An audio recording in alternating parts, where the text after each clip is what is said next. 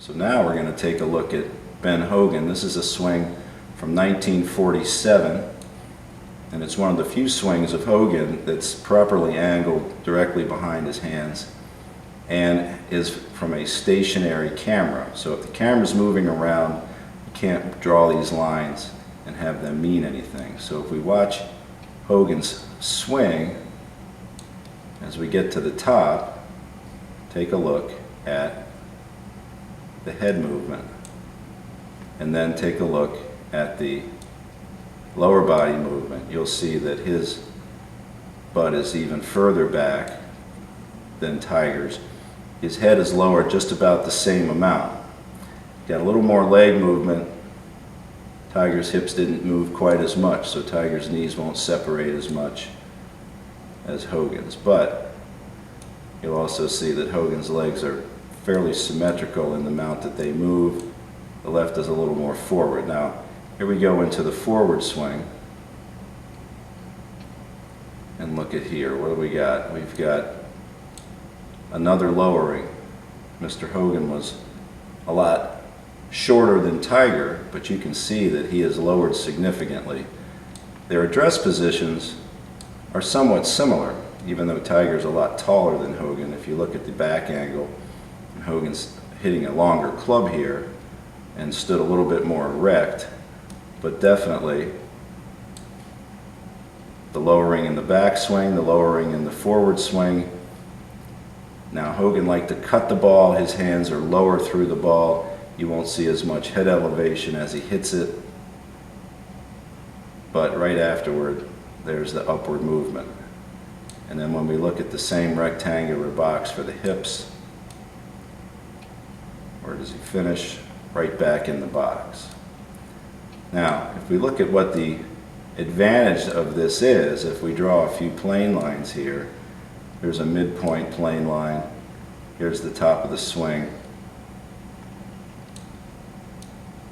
So at address, if we draw a circle around Hogan's hands,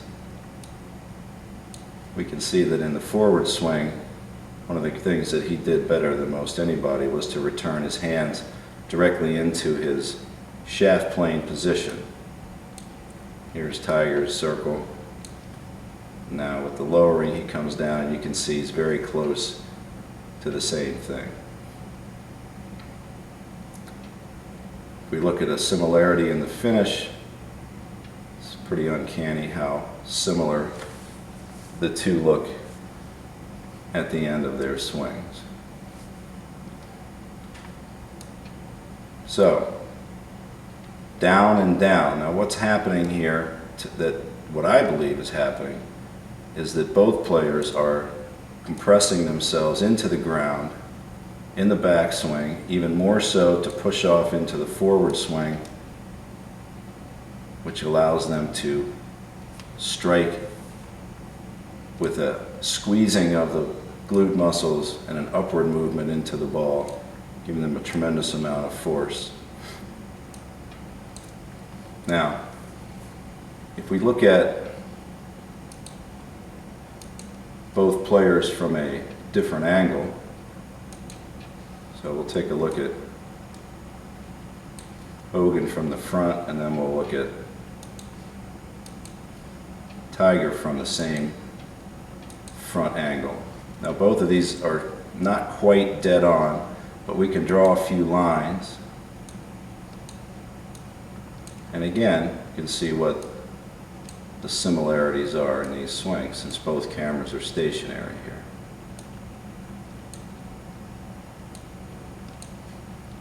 So if we go to Tiger first, once again, the lowering. And as he goes back, you can see that the right hip is getting deeper. And now the move into the forward swing. From this angle, it becomes obvious that the push is from the ground forward and back. So remember what we saw from the other side. So as Tiger reaches this low point and this height, there it is, his hip is now well forward. And when he goes through the ball, you can see his legs straighten and extend as he hits down into the ball and comes up. So again, compressing into the ground as he goes back, again on the forward swing with the hips moving well forward, and we saw them back and rotated and then springing up into the ball. So let's see if Hogan does the same type of thing. Again, we see the downward movement. We see the downward movement again. We see more forward movement in Hogan. We see more forward hip movement.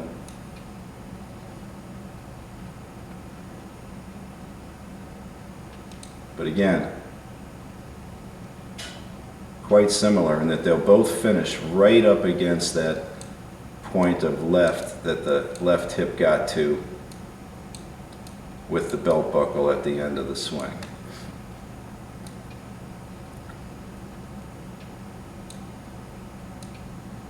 There we go. Very similar stuff. So we're looking at two of the greatest players, greatest ball strikers in the history of golf. And if these guys want to keep saying that lowering your head is a bad idea, I guess you can keep saying it. It isn't true. Now, just for fun, let's look at a couple of our announcers that we see all the time. Here we've got Johnny Miller. Now Johnny is one to look at Tiger and say, oh, he hit it right because he dipped his head. Now here's Miller. Now he didn't drop in his backswing, but let's see what happens now. Whoops, Johnny. What a dip that is. Take a look at that. So in essence, Miller takes what Tiger does a little back, a little of the half of that going back and the other half coming through, and he just does it all coming through. He just does it all in the downswing. Now Miller will tell you that he was one of the best ball strikers that ever walked with an iron, and this is an iron, and look what he's doing. So there you go. Now, the other gentleman who is likely to talk about how we've got a huge problem with this dipping is Brandel Chamblee. So let's watch Brandel hit an iron. Now again, Brandel may not think he's going to lower because he's right up against the line. Whoops. There we go.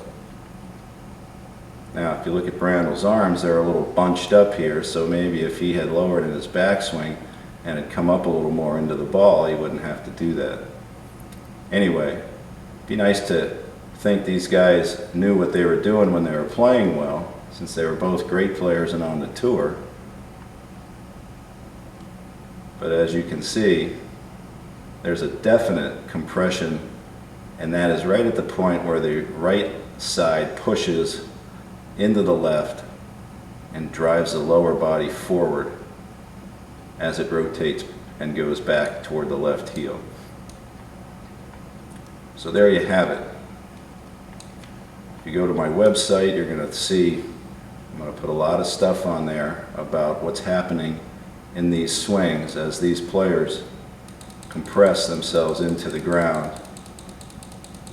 It's an important move, and it's one that's been given short shrift amongst the announcers in golf. So that's it for today, as we look one more time at this amazing pivot movement of Tiger,